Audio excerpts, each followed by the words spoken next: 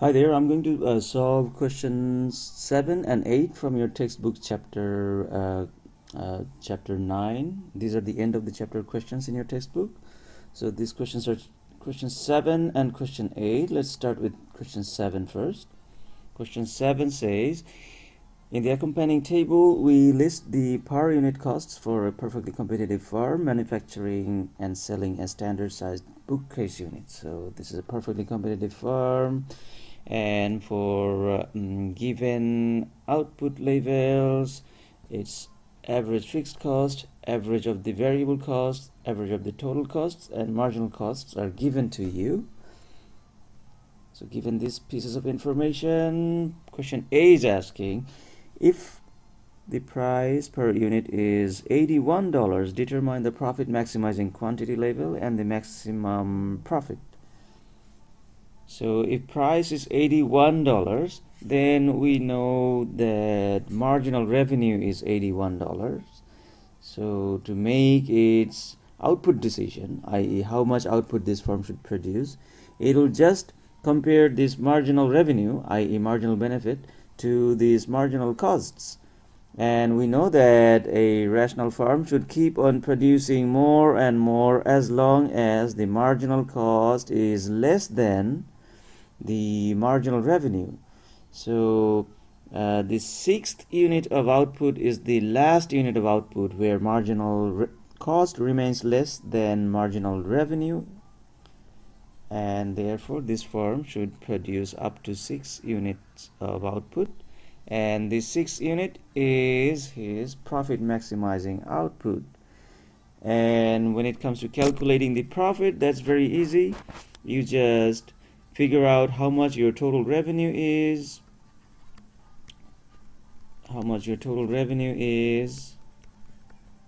and then you deduct your total cost from that.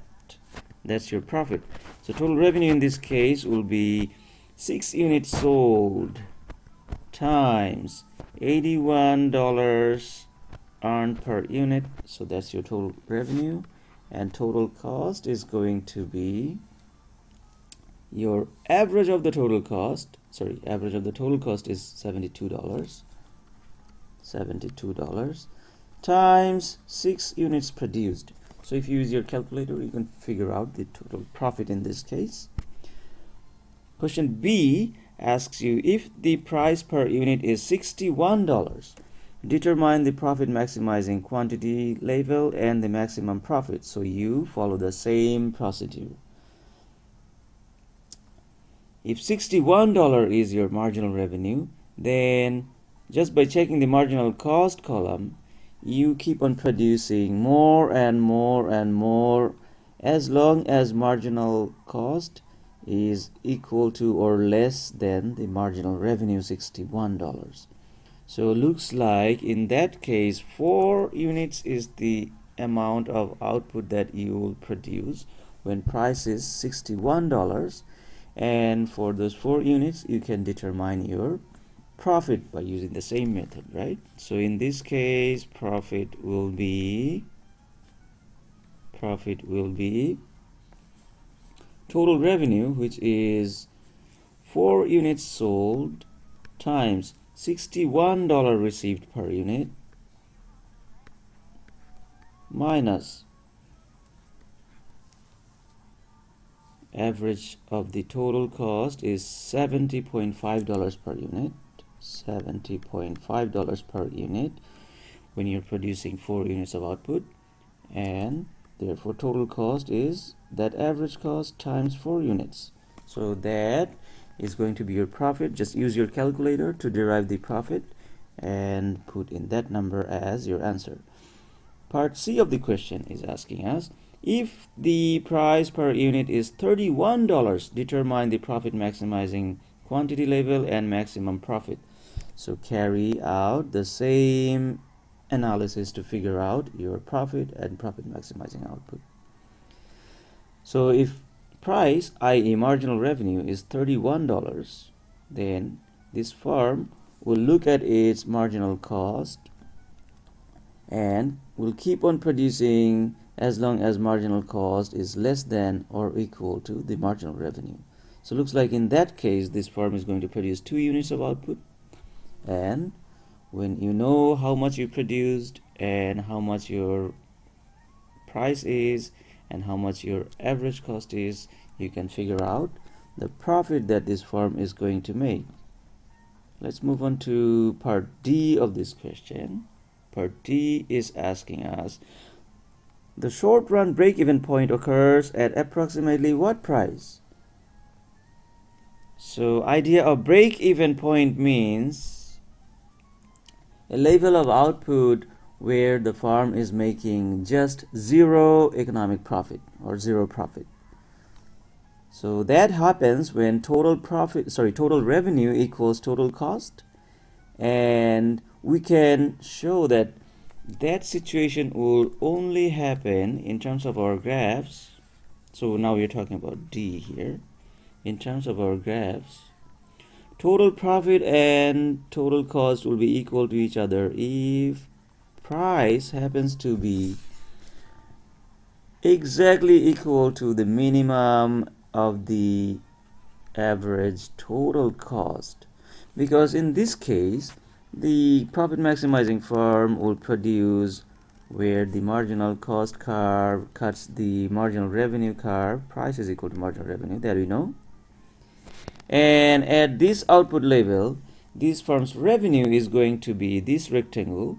For example, if this price is say $5 and this output unit is, I don't know, say 100 units, I'm just making up numbers, then total revenue is 5 times 100, and total cost is also 5 times 100, and therefore this minimum point of average total cost is called the break-even point.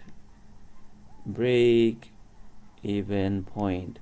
So to find the break-even point from this table per se, all you need to figure out is where the average total cost is minimum. So just check this column of average total cost and find the minimum value. So it looks like in this case 70.4 is the approximate minimum value of average total cost. So I can claim that, well, approximately 5 units is the amount of output where this farm breaks even, and this 70.4 is the minimum of the average total cost approximately. So now we know the answer to part D. So it should be approximately 70.4 dollars approximately. Okay. Part E is asking us, what is the short run shutdown point? Sorry, yeah, that's the question. At what price does this farm shut down? As we define shutdown point in our class notes, we know that shutdown point occurs at the minimum point of the average variable cost. Below that minimum average variable cost, the farm does not operate. If price goes anywhere below the average variable cost, the minimum average variable cost, the farm will shut down. So to figure out the answer to question E, all we need to do is go to the average variable cost column and find out the lowest possible number on this average variable cost. Looks like approximately $35 is the minimum point of average variable cost. That simply means that if price becomes less than $35, then this farm will shut down. So this answer to this question is $35 approximately. Okay, so that's question number 7. So that was quite straightforward. We'll do question number 8 in the next video.